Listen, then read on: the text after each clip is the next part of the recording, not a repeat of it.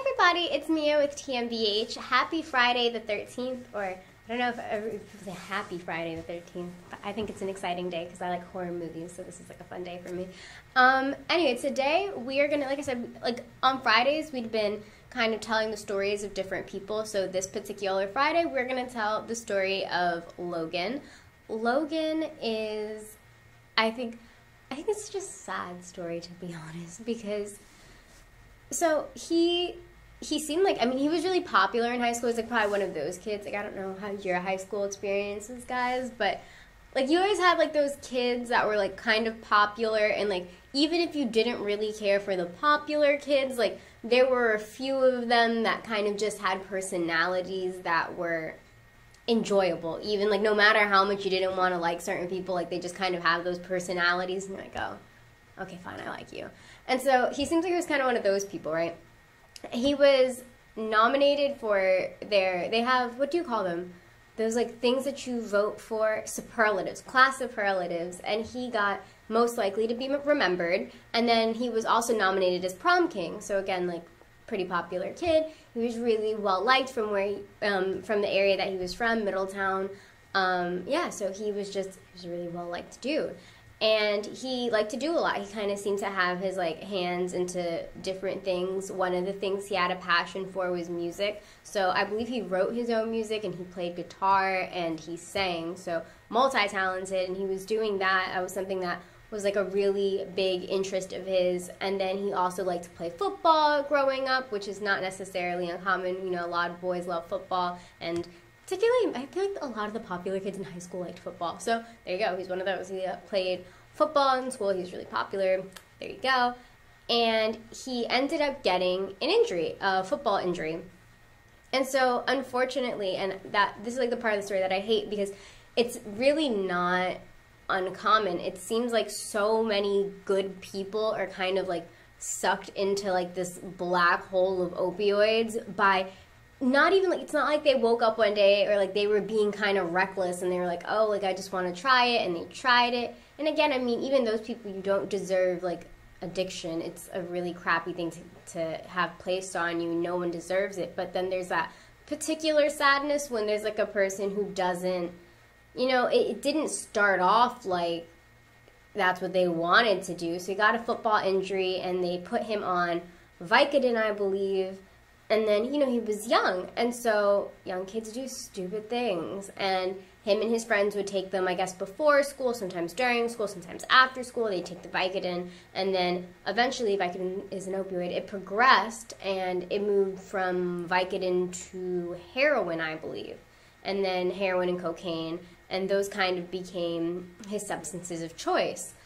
And so I guess his family had tried to steer him away from that path, and they tried to talk as much sense into him as possible, but I think, as we all know, there's no talking addiction out of someone. You know, you have to kind of deal with the underlying problems there, and sometimes it's just really hard to get a person to that point where they're even willing to admit their underlying problems there, you know? And so that just kind of was the issue there. And so I guess he had continued his use, and eventually he went to go buy heroin like he had done many times before. And like we hear in so many of these stories, he went to go buy one thing and came home with another. It was heroin, yes, but it was cut with fentanyl, which he either was unaware of or was aware of, but thought that it was obviously not going to be an amount that was a fatal dose. And that's the problem with fentanyl, is that you don't know whether or not the dealer is going to tell you, and even if the dealer does tell you, you can't guarantee that they have the tools to ensure that it's a non-lethal dosage that they've mixed. And it can be very difficult for people who are highly trained, you know, to really to be able to measure out the dosage of something like fentanyl, which is so potent. So let alone like your everyday round the corner drug dealer who can barely afford to pay his rent, much less afford to buy the equipment that is going to really let you know what's going on with your drugs that you're selling. Like, the reality is that these people are selling things that they can't guarantee are safe, you know? But then again, I think a lot of people are taking these drugs and they know that there's no guarantee. So Logan took his heroin and he ended up passing away from an OD.